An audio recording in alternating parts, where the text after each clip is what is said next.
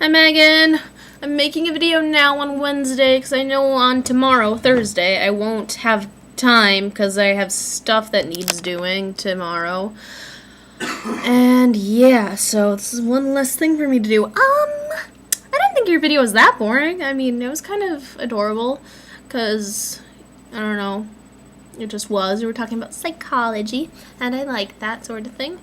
And, yeah. So do you want to hear what I've been learning about in school? You can't respond because this is a video and you can't respond to those. But I'm going to tell you anyway. Most of my classes are total waste of time. I'm sorry. Theater movement I can understand because I need my PE credit, whatever. And it's actually pretty interesting.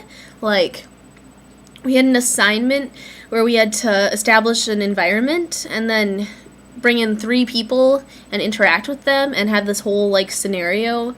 Mine was pretty great. My boyfriend was there, and then my very Catholic mother came in, and I had to hide my boyfriend under the bed, and then she invited the pastor over, and we all were praying together, and I wound up getting yelled at.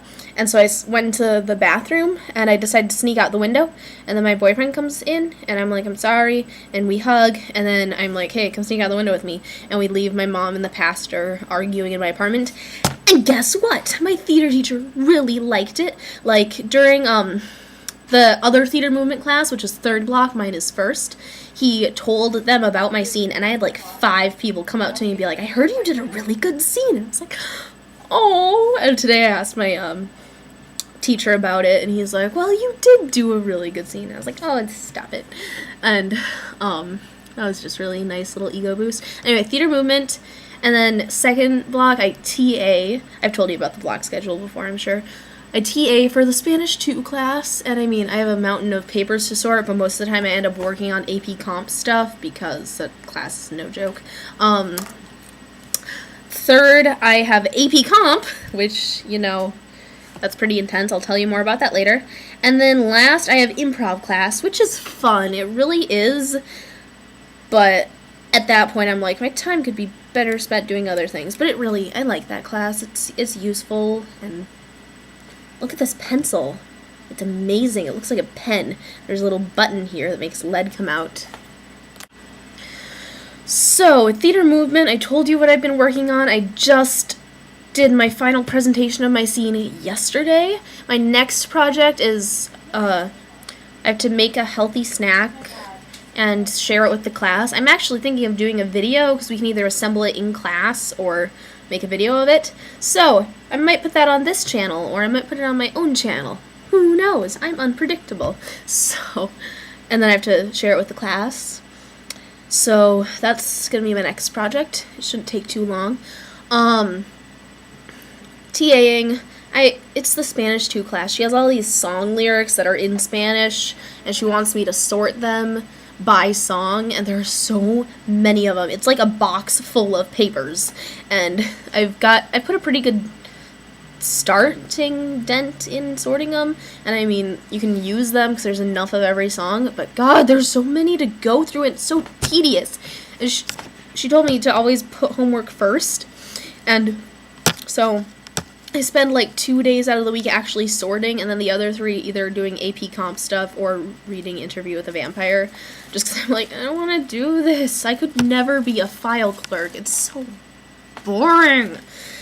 I'm a horrible TA. Anyway, 3rd block, AP Comp. Oh my God, that class. It's crazy awesome, but crazy. Like, we read all these really intensely depressing essays, and we have to do rhetorical analysis on them, which is like this whole, we use the Aristotelian, I think, triangle. I think that's how you say it. Aristotle came up with it. So it's the relation between, okay, so it's speaker, audience, subject, and there are arrows connecting all of them. So it's relation between speaker and subject, speaker and audience, and the subject and the audience. An example we had was a speech given by Lou Gehrig after he was diagnosed with Lou Gehrig's disease, and he was at a baseball game, and it was a totally unprepared speech. He just came in and gave it off the top of his head, and it was really cute, actually. So the connection between speaker and subject, the subject is baseball, and the speaker is Lou Gehrig, who is a famous baseball player. Subject's really more than baseball, but like the idea of what it's about is baseball.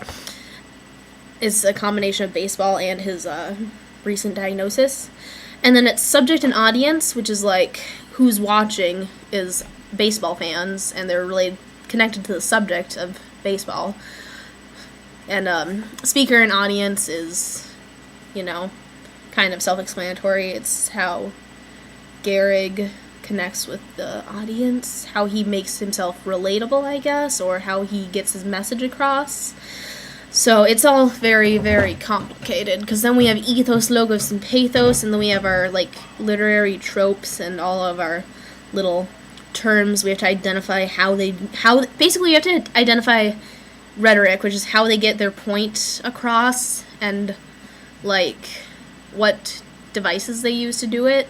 It's all very, mind-boggling, I guess, because you have to read these essays. It's like squeezing out a sponge.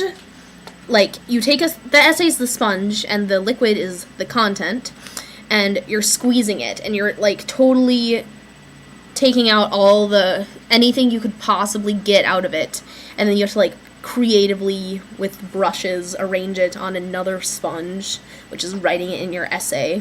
So that's what I compare it to. I don't know how clear of a comparison that is. It's fun, though. I really like it. And then improv class. It's theater improv, not dance improv. Why would I take dance improv? I don't know. So that's basically what it sounds like. We do improv. We get up on stage and we do improv. And yeah. So it's a fun class, definitely. But I told you, I love that class. I really like my theater teacher. I've had this one theater teacher for the past few years, and I like him enough. But this other one is the one who I really feel like I like both. I like all of the theater teachers in my school, honestly. There are 2 guys and a girl, and they're all awesome. I've had all of them. But this one, who I have now, I haven't had him since I was a freshman, and he's just kind of... He's a lot stricter. It's a lot harder to pass his class than it is to pass... you can pass it. He makes it possible. It's a lot harder to get an A in his class than it is in the other teachers' classes. And I don't know, I feel like I really get a lot out of his class. So he's fun. I like him. And he's the one who's telling everyone how great my scene was, so that made me happy. So I like that class. I like him as a teacher a lot, and I hope he never sees this, but that's the thing about my schedule. I have so much stuff to do. Just today I had school, and I had to go buy pants because I was all out of pants, and then I had to come home and do laundry because I was all out of pants, and I need more pajama pants and shirts and whatnot, so I did laundry. And then I made phone calls to people I needed to talk to about things. A couple of them were for fun, but I tried calling my old school nurse because I needed information on something, but I'll talk about that later. While I was waiting for the laundry, I kind of laid there on the rug, flipping through my 50 essays book, which is what we're reading for AP Comp, and being like, ugh. And now I'm making a video, so I'm getting stuff done today. That's a pretty big deal, I guess. So, but the thing is, I'd have so much more time if I could just go to the required classes. If I could, the TAing is like a free study block, basically, but I could cut out improv, in which I'm not allowed to do homework. I have to watch other people improv, and if they do something wrong, I kind of cringe, and so that's kind of painful physically. I don't know. I wish I had that time open to do what I want to do and what I need to get done. I could have had my laundry done way earlier. And then yearbook club, which I joined this year because I wasn't in the yearbook last year. And, so that's basically what I have going on now. All that, plus work, plus I'm trying to apply for colleges, plus I want to hang out with my boyfriend because I haven't seen him in a long time. I'm doing that on Friday. I took the weekend off to apply to colleges.